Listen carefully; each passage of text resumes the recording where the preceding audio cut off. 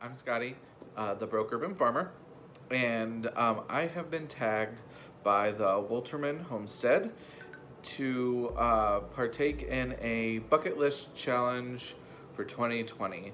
Essentially, we're just kind of going over and listing 3 of our main goals that we want to accomplish in 2020.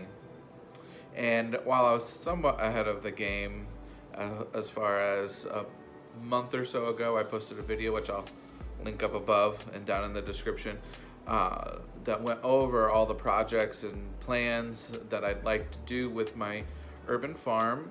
And so I'll link that, but today I'll focus on the 3 main ones that I want to kind of really dive into and hopefully accomplish.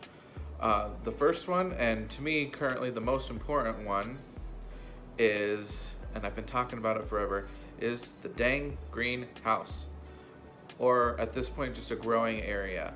I have a ton of seeds that I need to get started. Here in Indiana, we have a shorter growing season, and so I want to make sure that I'm able to start harvesting as soon as I can in the year. So I need to get plants started sooner, but it's too cold to do that outside. So I need a greenhouse to be able to start those seeds and then to keep the seedlings protected. If I'm not able to get the greenhouse built, I at least need to figure out somehow a growing area inside my house. I'm not sure where that could be. I have 2 cats, Mary and Fiona, that are just obnoxious when it comes to any plants I've tried to grow inside before. They eat them, or they knock them over, or they'll. I've had those trays that have like the domes over them. Yeah, they'll perch on the dome until it collapses. So, fun times. But that's my biggest one. I need to either bite the bullet and figure out a way to pay for a greenhouse or building a greenhouse, or I need to figure out a growing area. I had planned on building a $50 greenhouse, and it could still be done. It's just finding the time to build it. Because as you saw in my last video, I started a flooring project, and I've only gotten the living room done, so I still have the dining room and the kitchen to do. And then in addition to that, more projects have kind of come out of the woodwork. Since we're finishing up the floors, we want to kind of finish up the wall, like touch up paint and add some features to the walls. Like, none of my doorways have like trim around them, so we want to get the trim put up. And then I think behind, we got a new fireplace, electric fireplace, and we want to kind of build it in with some shelving and then put some shiplap up on the wall to like highlight the TV above the fireplace, stuff like that we hadn't planned for or planned on, but now we're like, this would be great, and just finish up the whole room. And then in the dining room, it's going to be like a complete overhaul. The flooring needs to be redone. The walls need to be refinished, which I'm thinking we're going to be doing more shiplap, but then brick in there as well. So we'll see. The kitchen isn't too bad. It just really is the flooring and then finishing up painting the bottom cabinets. Because I've only been working on painting the cabinets for, let's see, we moved in here 7 years ago, and that's how long I've been taking to paint the cabinets. I got the tops done. Those are done. It's just getting the bottoms done, and it's harder with my animals. So greenhouse, growing area, get it done. My next goal for 2020 is to purchase a pressure canner and then to learn how to properly pressure can and it be safe. There's so many vegetables that require a pressure canner and not the hot water bath. So I'm planning on growing those. So to be able to accomplish that, I need to learn how to pressure can and to do it safely. The third goal that I want to focus on this year is livestock expansion.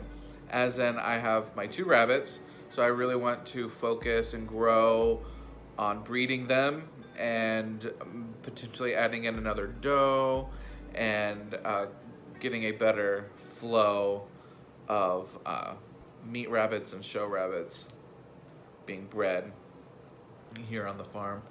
And also, for 2020, I need to get started on my fight to have chickens. So, my town, the city, I live right in the middle of town, and we are not able to have poultry within city limits, or any farm animals within city limits, unless you have 5 acres of land or more.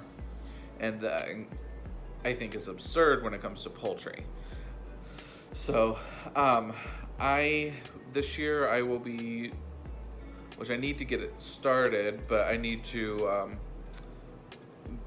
start getting some research done and making some presentations, and then try and present to the city council about getting chickens and that ordinance edited to where, because chickens do not need 5 acres of land, and I'm not wanting to have, some massive flock of chickens in my backyard. I just want some for meat and some for eggs, and I'd be completely content with that.